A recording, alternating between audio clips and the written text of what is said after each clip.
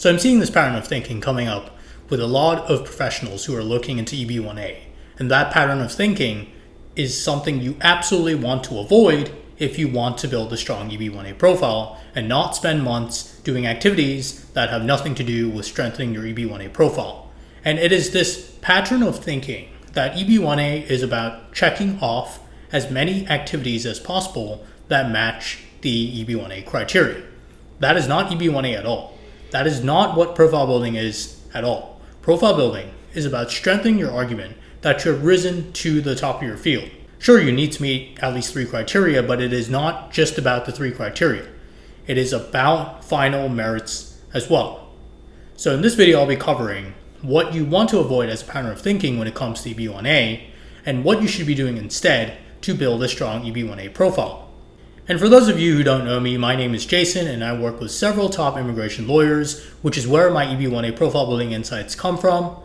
I also run a paid newsletter for $12 per month, where you can get access to my newsletter resources, which includes a profile building opportunities database that currently lists over 400 profile building opportunities categorized by field and criteria. These are just starting points for how you can start to build a strong EB-1A profile. These opportunities are conference speaking opportunities, are organizations you can join. As part of my newsletter, you will also get access to a private group where members have been able to find speaking opportunities through other members, have been able to find co-authors by talking to other members. They have also been able to find co-authors for papers and articles that they are working on by talking to other members in the group. And they have also been able to find collaborators for profile building in general.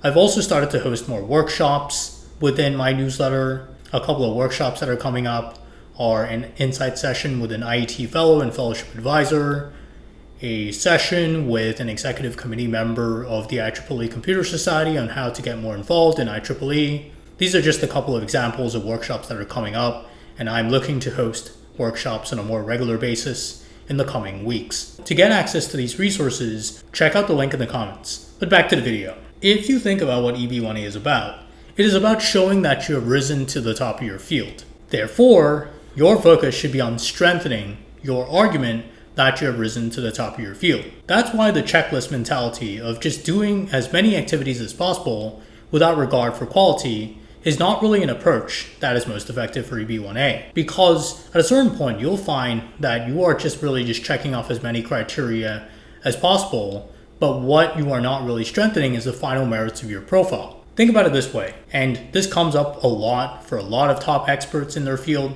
Say you have a really strong leading or critical role claim, but you simply do not have anything else to back up your argument that you have a level of expertise that shows that you have risen to the top of your field.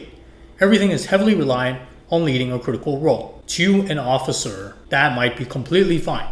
You have a bit of judging, a bit of authorship, say a bit of membership, and they're all just decent, maybe even low quality activities. An officer could actually just accept your argument and say you've done all this amazing work as part of your company, and that alone is enough for final merits to show that you've risen to the top of your field. But there is a sustained acclaim piece too as well to final merits, which is where an officer could open up a line of questioning, especially if you have shown no external recognition whatsoever for your expertise, because there is an expectation that as a top expert, you have a level of external recognition. You've done all this great work. You are claiming that you're in the top few percent of your field. Shouldn't you have some sort of external recognition?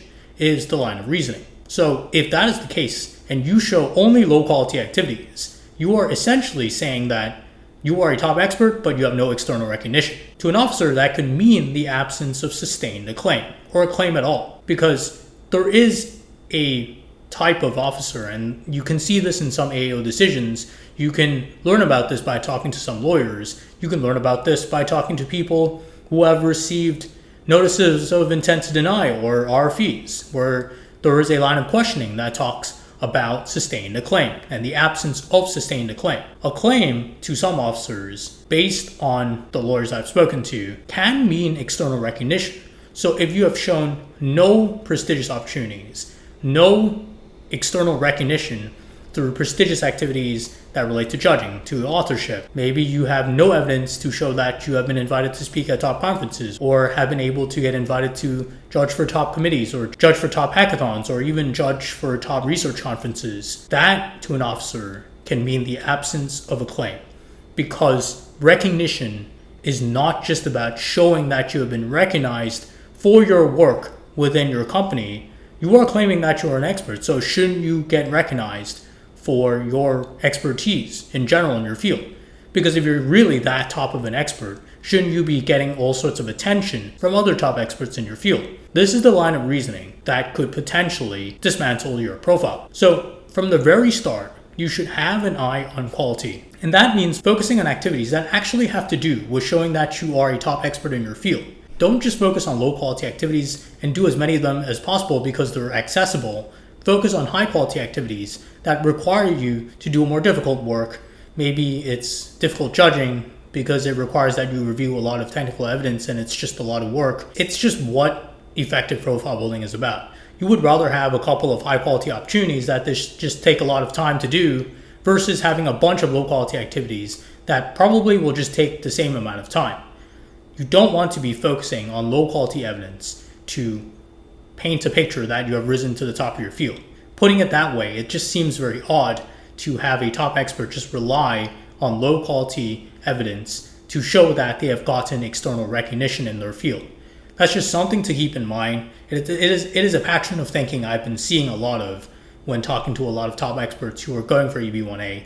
This assumption that you can just check off a bunch of activities that correspond to the criteria and therefore have a strong profile, when in fact you will probably just get questioned on the basis of sustained acclaim, essentially the absence of it, and just on final merits in general, and on your overall argument that you're risen to the top of your field, because top experts do not really tend to have the profile of being top experts but having no external recognition whatsoever, and only having evidence of external recognition on the basis of low quality activities. You want to instead be focusing on high quality opportunities that show that you have a level of expertise that indicates that you have risen to the top of your field. Evidence that you have this level of expertise through external recognition from other top experts in your field. And this you can show through high quality opportunities, like high quality speaking opportunities, high quality judging opportunities, high quality authorship opportunities, essentially high quality opportunities. High quality opportunities is what you want to be focusing on to strengthen the final merits of your profile.